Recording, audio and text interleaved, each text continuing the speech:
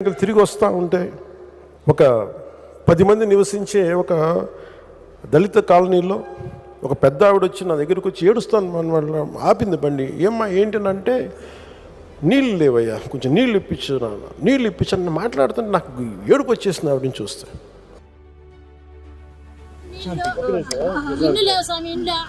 Number ఎంత? మీ phone number ఎవరిదమ్మా? 970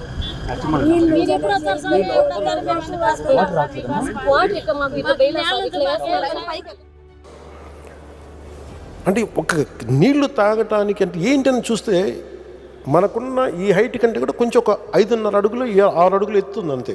10 కుటుంబాలు ఉంటాయి, దాన్ని ఎవరు పట్టించుకోరు.